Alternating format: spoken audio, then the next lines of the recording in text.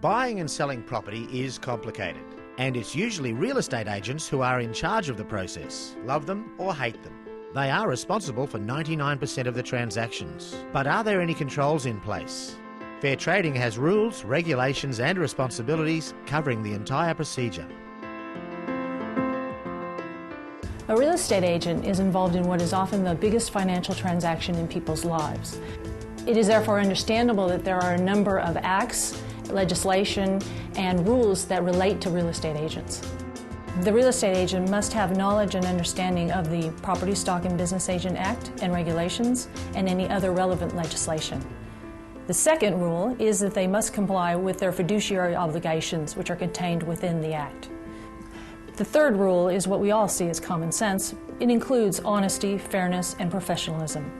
The fourth rule relates to skill, care, and diligence of the real estate agent.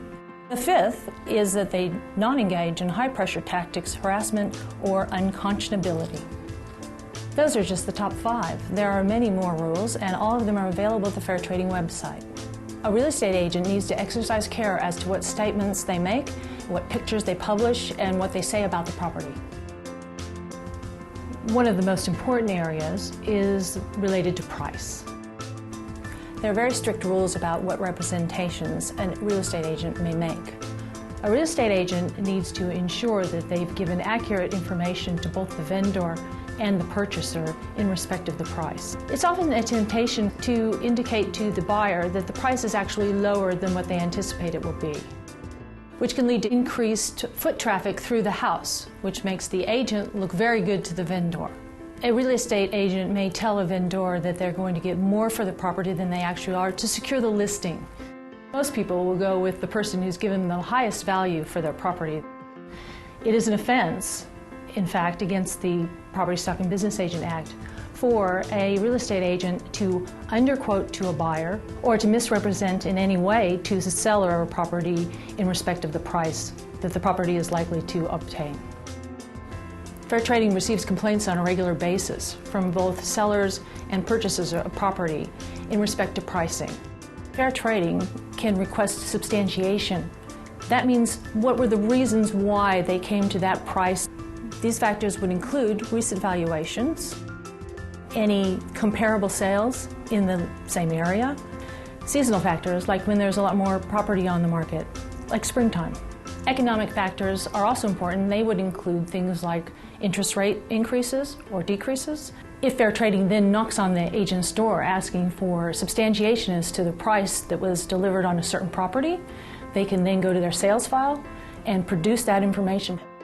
To help real estate agents get it right, they can come to our website and look up the estimated price guideline, which can be most helpful in making that determination. Advertising can be a little bit tricky sometimes because agents need to clearly and accurately portray the property in both the literature and also the photographs that accompany the advertisements. Agents should be very careful of the hiding or concealing of unfavorable characteristics such as perhaps power lines. There is disciplinary processes which may impact the real estate agent's license. It may also result in a fine. There's also the possibility of prosecution in the local court.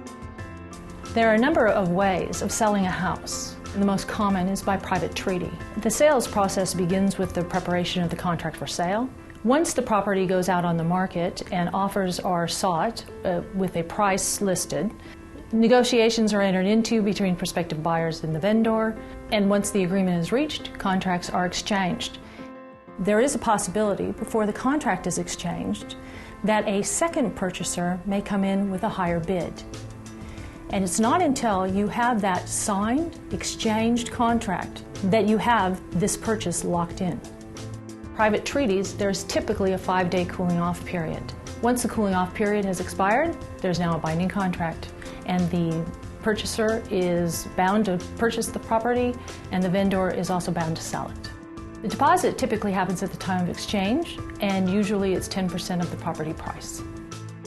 Settlement is the process of the buyer paying off the final balance of the purchase price. Probably one of the best pieces of advice we can give to real estate agents is to stick to the facts and be as accurate as possible. If you have any questions about the sales process, just give Fair Trading a call. They're here to help.